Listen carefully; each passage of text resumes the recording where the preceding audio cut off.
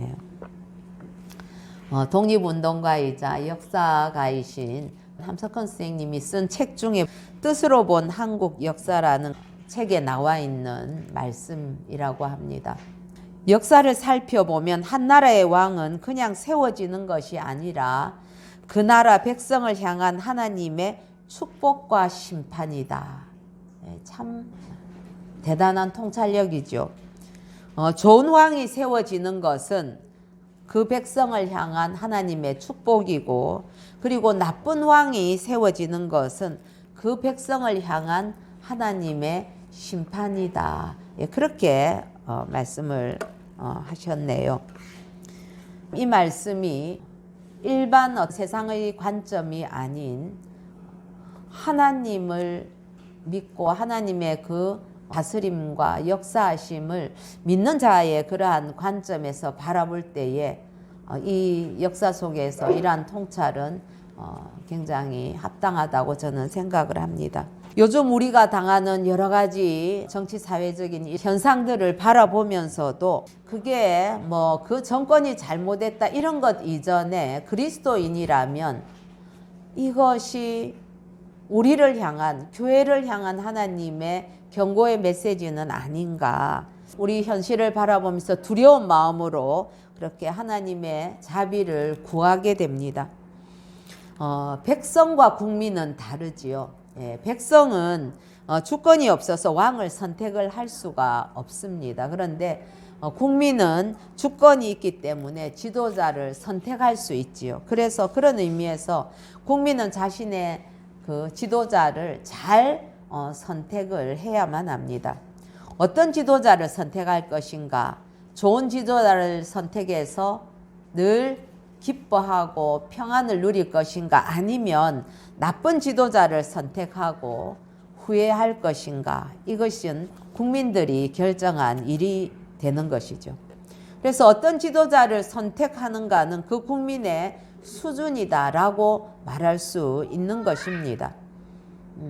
그래서 우리가 지금도 우리나라의 지도자의 그러한 선택에 관해서 많은 사람들이 때로는 후회를 뼈저리게 하는 그런 경우들도 있고, 또 우리 지도자가 하는 모든 행위를 통해서 우리가 때로는 자긍심을 느낄 수도 있고, 때로는 우리가 선택한 수준이 이 정도인가 해서 굉장한 자괴감에 빠지기도 하는 것이 요즘의 상황이기도 합니다. 그런데 가장 이상적인 그 제도가 있다면 그것은 가장 좋은 왕이 가장 큰 권력을 가지고 가장 오랫동안 통치하는 것이 가장 바람직한 일이 될 것입니다. 그렇게 하면 그 나라와 백성에게 큰 안정과 번영을 오랫동안 가져다 주겠지요. 그러나 여러분, 불완전한 인간 아니겠습니까? 그렇기 때문에 이렇게 완벽한 지도자가 현실 세계에 있을 수도 없고, 그리고 영원할 수가 없죠. 왜냐하면 인간이기 때문에 언젠가는 죽음을 맞이하면서 끝내게 되기 때문에 그렇습니다. 정말로 백성을 그렇게 사랑하는 그런 왕이라면 그 왕이 모든 적들과 그리고 문제 해결에 강한 권력을 가진 동시에 또 절대 변치 않는 분이라면 그러면 정말 얼마나 좋겠습니까? 그러면 그 왕 밑에서 백성은 참 행복할 것입니다. 그러나 말씀드린 것처럼 그런 왕은 존재하지 않습니다. 그 왕도 유한한 인생이고 불완전한 인간이기 때문에 그런 완벽한 행복이 이 땅에서는 이루어질 수 없는 것이지요. 이 왕의 문제는 사실은 지금은 우리가 뭐 이렇게 왕 없이 대통령제 아래에서 우리가 대부분 살아가고, 또 왕이 있다 하더라도 상징적인 존재인 나라들이 거의 대부분이기 때문에 왕에 대해서 가깝게 느끼지 못할 수도 있지만, 실제로 우리 개인의 인생에 있어서 이 왕의 문제는 우리의 삶과 직결하는 그런 중요한 문제입니다. 즉 어떤 왕이 우리에게 필요한가 하는 것이지요.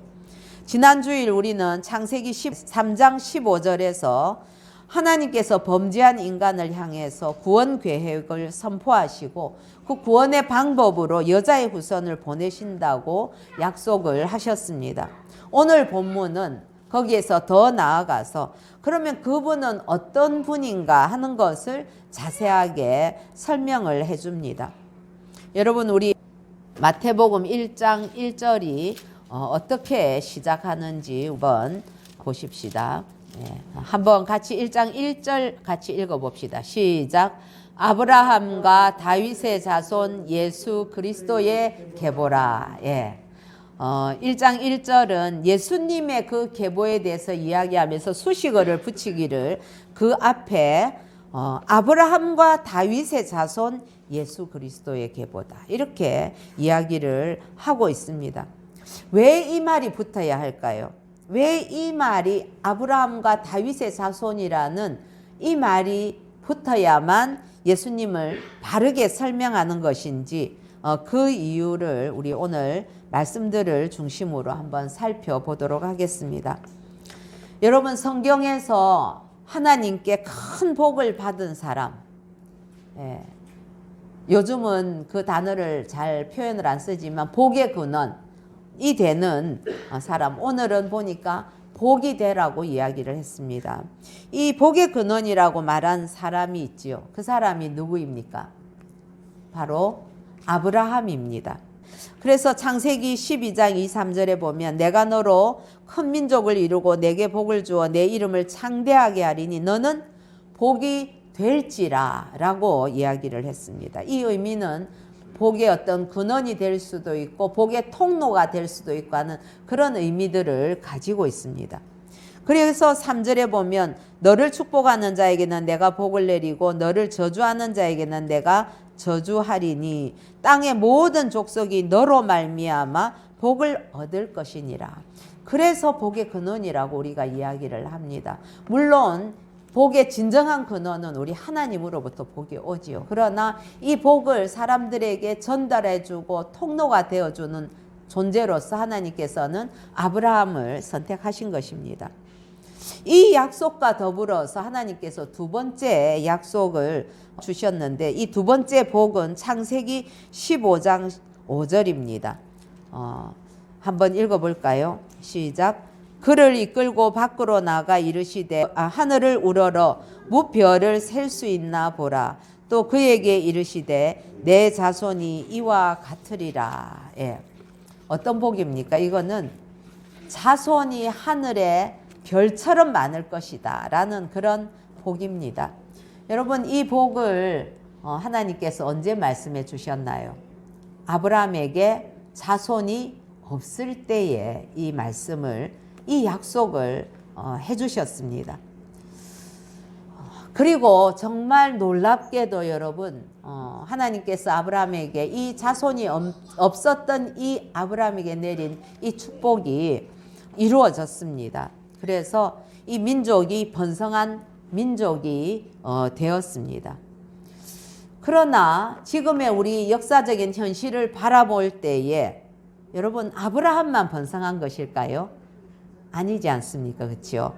다른 민족들도 번성했지요. 지금 아브라함의 자손들의 숫자는 인구 비율로 본다면 극히 소수에 지나지 않는 그런 현실이라는 것을 우리가 또 기억해 볼 수가 있습니다. 그렇다면 하나님께서 아브라함에게 하신 이 약속은 다 이루어진 것일까요? 아니죠. 이루어지기는 이루어졌지만은 다 이루어진 것은 아니다라고 해석할 수가 있습니다. 그래서 자손이 별처럼 많을 것이다 하는 이 말은 아브라함의 육체적인 자손을 넘어서는 의미를 가졌다고 성경은 해석을 합니다. 우리 그 예로 사도 바울이 창세기 15장 5절을 어떻게 해석했는지 한번 찾아보겠습니다. 갈라디아서 3장 16절 한번 찾아보십시다. 같이 한번 읽어봅니다. 시작. 이 약속들은 아브라함과 그 자손에게 말씀하신 것인데 여럿을 가리켜 그 자손들이라 하지 아니하시고 오직 한 사람을 가리켜 내 자손이라 하셨으니 곧 그리스도라. 예. 창세기에서 하신 이 약속이 어느 정도 성취가 되기는 했지만은 완전히 성취되는 것은 예수 그리스도를 통해서 될 것이라는 의미가 되는 것이죠. 그래서 이 아브라함이 복의 근원이라는 것과 함께 그 후손이 별처럼 많을 것이라는 것은 이 약속을 진정으로 이루실 분은 누구인가 하면은 아브라함의 자손으로 오신 그 자손 중에서 한 분 예수 그리스도. 이 예수님이 복의 근원이고 천하 만민이 이 예수를 통해서 복을 받을 것이고, 그래서 예수 믿는 자가 하늘의 별처럼 많아지게 될 것이다 하는 그런 약속으로 우리가 해석할 수 있는 것이죠. 사랑하는 성도 여러분, 내가 받은 내 인생의 최고의 복은 무엇일까요? 저는 예수 믿고 난 이후에 내가 받은 정말 최고의 복이 무엇일까, 이런 것들을 많이 생각해 보게 되었습니다. 내게 주신 좋으신 부모님들, 형제들, 친구들, 그리고 내게 주신 건강이나 여러 가지 내 환경적인 문제들, 이런 것들이 다 하나님께서 내게 주신 복이지만은, 그러나 여러분, 내 인생의 최고의 복은 무엇인가? 저는 예수를 믿는 복, 이 복이 내게 가장 큰 복이구나 하는 것을 고백했습니다. 여러분, 이 고백은 예수 믿는 모든 이들이 동시에 함께 고백할 수 있는 복이라고 저는 생각합니다. 여러분에게 최고의 복은 무엇입니까? 바로 예수님이 우리에게 주신 최고의 복이 되는 거지요. 우리가 그렇게 오신 그 예수님을 우리가 지금 간절한 마음으로 사모하면서 다시 오실 주님을 기다리고, 또 초림하셨던 그 예수님의 그 놀라우신 은총이 우리가 매 성탄 때마다 우리 안에서 새로워지기를 기다리는 마음으로 우리가 이 대강절을 지내고 있는 것이지요. 이제 우리가 다윗의 자손에 대해서 또 한번 살펴보겠습니다. 여러분, 이스라엘 역사 속에서 최고로 추앙받고 존경받는 왕 누구입니까? 다윗 왕입니다. 지금도 이스라엘 사람들은 역사 속에서 왕 이러면 이들은 다윗 왕을 기억합니다. 그리고 지금도 이스라엘 사람들은 간절하게 그 다윗과 같은 현실적인 어떤 왕권을 가지고 정치적인 능력을 가진 그런 인간으로서의 어떤 왕, 다윗과 같은 그런 능력자가 오기를 지금도 여전히 메시아로 기억하면서 기다리고 있는 것이 유대인들의 생각입니다. 그래서 여러분, 이스라엘 국기 여러분 아시는지 모르겠네요. 우리나라 국기 이름은 태극기잖아요. 이스라엘의 국기는 이 별이 삼각형 두 개가 서로 이렇게 거꾸로 겹쳐지는 그 별이 새겨져 있는 국기이죠. 그래서 그 국기의 이름은 다윗의 별입니다. 예, 다윗의 별. 그게 이스라엘의 국기니까 이들이 얼마나 다윗 왕을 사랑하고 기대하는지 모르는 것이지요.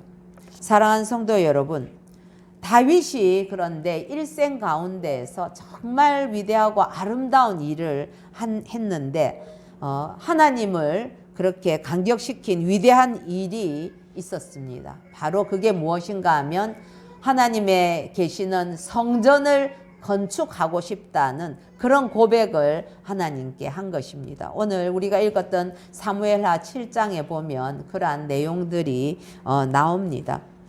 7장 1절에 보면 여호와께서 주위의 모든 원수를 무찌르사 왕으로 궁에 평안히 살게 하신 때에 왕이 선지자 나단에게 이르되 볼지어다 나는 백향목 궁에 살거늘 하나님의 궤는 휘장 가운데에 있도다. 그렇게 다윗이 마음에 참 뭐라고나 할까요? 하나님 앞에 죄송스럽다고나 할까요? 예, 그런 마음이 들었죠. 아니, 내가 사는 곳보다 하나님의 전이 더 좋아야 되는데 내가 어떻게 죄송스럽게 하나님의 전은 그 천막에 휘장 가운데 있는데 나는 이렇게 좋은 백향목으로 만든 궁에 산단 말인가. 그런 생각을 했던 것이죠. 그래서 나단에게 내가 하나님의 성전을 지을 수 있으면 좋겠다라는 마음을 비쳤을 때에 나단도 예 맞습니다. 다윗 왕의 그 마음 정말 좋은 마음이지요. 원하는 대로 한번 하세요. 그렇게 얘기를 했거든요. 그런데 그날 밤에 하나님께서 나단에게 말씀하십니다. 5절부터 7절까지를 한번 보면 가서 내 종 다윗에게 말하기를 여호와께서 이같이 말씀하시되 내가 나를 위하여 내가 살 집을 건축하겠느냐. 예. 어떤 의미에서는 하나님께서 다윗의 마음을 보시고 기특해서 아이고 네가 내 집을 짓겠다고 이제 이렇게 물어보는 것과 마찬가지지요. 그러나 또 한편으로는 이야기하십니다. 계속 6절에 보면 내가 이스라엘 자손을 애굽에서 인도하여 내던 날부터 오늘까지 집에 살지 아니하고 장막과 성막 안에서 다녔나니 이스라엘 자손과 더불어 다니는 모든 곳에서 내가 내 백성 이스라엘을 먹이라고 명령한 이스라엘 어느 지파들 가운데 하나에게 내가 말하기를 너희가 어째서 나를 위해서 백향목집을 건축하지 아니하였느냐고 말하였느냐. 그렇습니다. 하나님께서는 그래 참 네가 나를 위해서 성전을 짓고 싶어하는 그 마음 정말 귀한 마음이다. 내가 네 마음을 기뻐 받겠다. 그러나 너가 알아야 할 것이 있는데 너는 나의 집을 짓는 자가 아니야. 내가 너의 집을 지을 거야 라고 말씀을 하시는 거죠. 그래서 11절에 보면 여호와가 또 내게 이르노니 여기에서는 다윗을 향해서 말하는 겁니다. 여호와가 너를 위하여 집을 짓고 그러면서 두 가지 복을 주시는데 16절에 보면 내 집과 내 나라가 내 앞에서 영원히 보존되고 내 왕위가 영원히 경고하리라 하셨다 하라. 왕으로서는 뭐 가장 큰 복을 주신 거죠. 그 왕위가 대대로 견고해진다는 약속을 주시고 14절에 보면 나는 그에게 아버지가 되고 그는 내게 아들이 되리니 이런 약속을 주셨습니다. 여러분 참 하나님께서는 그 성막에 계시면서 항상 이스라엘 백성들이 움직일 때마다 같이 이동을 하셨지요. 예. 그러면서 내가 원하는 것은 겉으로 너희들이 살 수 있는 집처럼 휘황찬란하게 지어진 집, 그리고 이방 민족들이 신전을 지을 때에 얼마나 어마어마하게 짓습니까? 높은 기둥과 천장 가지고 그런 것들을 짓는데 내가 원하는 건 그게 아니야 라고 말씀을 하시면서 정말로 내가 있을 수 있는 곳을 지을 수 있는 것은 인간이 할 수 있는 일이 아니다. 오히려 내가 너의 집, 너의 가문을 내가 짓겠다. 그런 축복을 말씀을 하십니다. 그런데 여러분 어떻게 됐습니까? 다윗 이후에 이스라엘은 분열이 되었지요. 북이스라엘과 남유다로 분열이 되었는데 북이스라엘은 여러분 혁명이 자꾸 일어나면서 왕조가 계속해서 바뀌게 됩니다. 예, 그래서 처음에 시작했던 다윗의 가문에서 왕조가 이어지는 것이 아닙니다. 예. 그런 반면에 다윗의 자손이 왕을 이어나가는 남유다는 나라가 여러 가지 위태한 지경을 맞게 되었음에도 불구하고 계속해서 왕위가 이어져 가는 것을 알 수가 있습니다. 그것은 하나님께서 다윗을 생각하셔서 약속하신 대로 그 후손이 왕위를 지켜가도록 도와주셨기 때문이죠. 그래서 하나님이 약속을 이루어 주신 것입니다. 그런데 문제는 여러분, 이 남유다도 역사 속에서 망하게 되었지요. 예. 남유다도 언제 망하게 되었습니까? AD 한 70년경 이때 로마로부터 완전히 망하게 됩니다. 그래서 그때에 이스라엘은 완전히 디아스포라죠. 이민자들로 온 지역에 흩어지게 되어서 2000년 동안 유리방황하는 그런 민족으로 살게 되었습니다. 그렇다면은 하나님께서 그 다윗의 헌신을 기뻐하시면서 너의 왕조가 영원하리라 하는 그 하나님의 약속은 어디로 갔는가? 하나님의 약속도 그럼 실패로 끝났을까요? 하나님도 실수해서 앞을 내다보지 못하고 잘못된 약속을 하신 겁니까? 그렇지 않습니다. 그래서 하나님의 약속은 눈에 보이는 다윗의 육체적인 아들들, 그 자손을 통해서 이루어지거나 아니면 눈에 보이는 이스라엘 왕국을 넘어서서 그렇게 초월적인 의미를 가지고 이루어진다는 것을 우리는 성경을 통해서 인정해야만 하는 것입니다. 그래서 이 하나님의 약속을 이어서 완성할 다윗의 자손이 누구인가 하는 것이지요. 성경은 말하고 있습니다. 우리 누가복음 1장을 한번 찾아보십시다. 1장 31절에서 33절까지 말씀 같이 한번 읽어보시겠습니다. 시작. 보라, 내가 잉태하여 아들을 낳으리니 그 이름을 예수라 하라. 그가 큰 자가 되고 지극히 높으신 이의 아들이라 일컬어질 것이요. 주 하나님께서 그 조상 다윗의 왕위를 그에게 주시리니 영원히 야곱의 집을 왕으로 다스리실 것이며 그 나라가 무궁하리라. 아멘. 여러분, 이 내용을 보면 하나님께서 다윗에게 약속하신 것과 같은 내용이지요. 예. 그렇기 때문에 하나님이 다윗에게 하신 약속을 완전히 성취하실 그 사람은 누군가? 바로 예수님이라는 거죠. 예. 그러니까 하나님이 다윗에게 하신 약속한 자손은 바로 예수 그리스도인데, 그분은 하나님의 아들이고 영원한 나라를 다스리는 영원한 왕이 된다는 그런 것을 의미하고 있습니다. 그래서 지난번에 우리가 여자의 후손으로 오는 것도 하나님께서 창세 때에 이미 예언하신 그 일이 어떻게 이루어지는지를 하나님의 말씀을 통해서 우리가 확증할 수 있었는데, 오늘도 마찬가지로 아브라함과 다윗의 자손으로 그 여자의 후손이 올 것이다 하는 것을 성경을 통해서 우리가 확인할 수 있는 거죠. 혈통으로는 아브라함의 자손이고 다윗 왕의 가문에서 태어날 것이라는 그런 의미를 우리가 알 수 있습니다. 나아가서 예수님은 복의 근원이시고 만민이 예수 그리스도로 인해서 복을 받을 것이며 하나님의 아들이며 영원한 나라를 다스리는 진정한 왕이라는 것입니다. 그래서 메시아가 누구인지, 여인의 후손이 누구인지를 자세하게 설명을 하고 있습니다. 여러분, 그렇기 때문에 우리가 오늘 마태복음 1장 1절에서 아브라함과 다윗의 자손 예수 그리스도라고 얘기했는데, 그것을 간단하게 해석을 하면 아브라함과 다윗에게 행하신 하나님의 약속을 완전하게 성취하실 분은 예수 그리스도이시다라는 뜻이 되는 것이지요.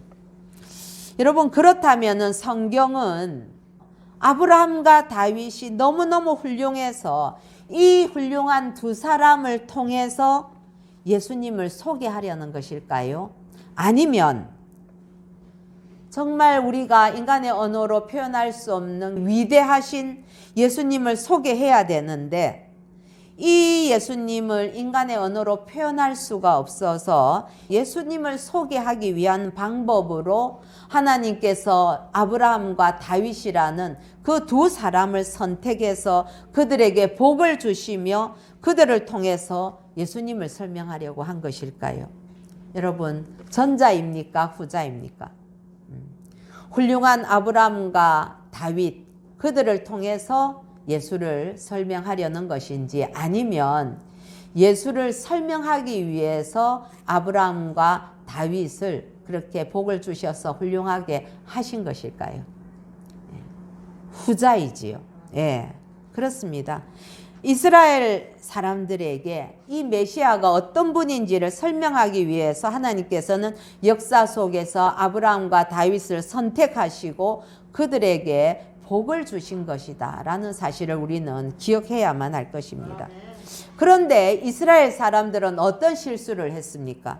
그들은 예수님은 다윗 왕과는 비교할 수 없는 월등하고도 완전하고도 영원한 왕인데도 불구하고 이들은 다윗을 가장 우월한 샘플로 그렇게 들어서 설명하려고 하는 거죠.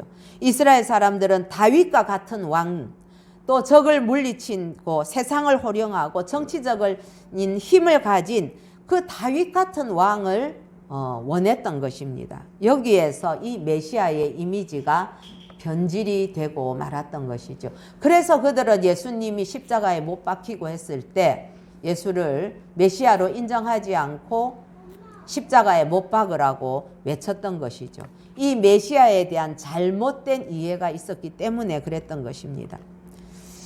여러분, 이 세상에는 왕이 존재하지 않습니다. 상징적인 의미가 있을 뿐이지요. 그러나 여러분, 우리 모든 인생에게는 다스리는 존재로서 그 왕이 필요합니다. 대부분의 사람들은 누가 왕인가 하면 자기 자신이 왕입니다. 자기 소견에 옳은 대로 사는 그 자신을 왕으로 섬기는 사람들이 얼마나 많은지 모릅니다. 그런가 하면 물질이나 명예처럼 그거 진정한 왕으로 삼을 수 없는 그러한 눈에 보이는 가시적인 것을 가지고 왕으로 삼고 그렇게 섬기는 자들도 많이 있습니다. 그러나 여러분, 성경은 말합니다. 진정한 왕은 오직 한 분 예수 그리스도뿐이다 라고 말씀하지요. 어떠한 경우에도 이분은 나를 버리지 아니하시고 내 안에 들어오셔서 끝까지 나를 사랑하시고 나와 함께 하시고 나를 다스리는 왕, 영원한 그 나라에 나를 살게 하실 왕, 그 왕은 바로 예수 그리스도 한 분밖에 안 계십니다. 여러분은 누구를 진정한 왕으로 고백하십니까? 예수님을 진정한 왕으로 고백하고 그분을 왕으로 모시고 살아가고 있습니까? 여러분의 인생의 주인이 다스리는 분이 진정한 왕이신 예수님인가를 물어보는 것입니다. 그래서 내가 힘들 때면 달려가서 그분에게 도와달라고 이야기하고 어리석을 때는 지혜를 달라고 그 왕에게 구하고 무거운 힘이나 그 노역은 그분에게 앞에 다 내려놓고 나의 미래를 완전히 위탁하면서 소망하고 따라갈 그 왕이 바로 여러분에게 예수 그리스도이신지를 질문하고 있습니다. 여러분, 이전에 어떻게 살았는지 아무런 문제가 되지 않습니다. 오늘부터는 왕이 없는 존재로 살지 말고 헛된 왕을 바라보지 말고 나 자신을 왕으로 삼거나 세상을 왕으로 삼지 말고 진정하고 영원하고 변치 않는 참된 왕 예수 그리스도를 모시고 행복하게 살아가는 그런 하나님 나라의 백성이 되기를 간절히 축복합니다. 그런데 이 사무엘하 7장에서 우리가 짚고 넘어가야 할 것이 있습니다. 왜 하나님은 성전을 짓고 싶어 하는 그 다윗의 요청을 거절하신 것인가 하는 문제입니다. 물론 표면적으로는 다윗이 전쟁에서 피를 너무 많이 흘려서 하나님께서 그 자격을 주지 않고 너의 아들인 솔로몬에 지을 것이다 그런 말씀을 하셨죠. 그래서 다윗은 사실은 솔로몬이 다 지을 수 있도록 설계도부터 시작해서 모든 건축 자재를 완벽하게 넘치도록 다 준비를 했었습니다. 예. 그러나 여러분 그렇게 피를 많이 흘렸다 하는 이런 문제는 아주 피상적인 것이고 더 중요한 이유가 있습니다. 그것은 하나님과 인간의 그 관계에 참된 의미를 설명해 주시기 위해서 거절하신 것이다. 그렇게 신학자들은 이야기하고 있습니다. 내가 내 집을 짓겠다고? 아니야. 너는 나의 집을 짓는 자가 아니라 내가 내 집을 지을 것이다. 라는 이 의미를 우리가 잘 이해해야 합니다.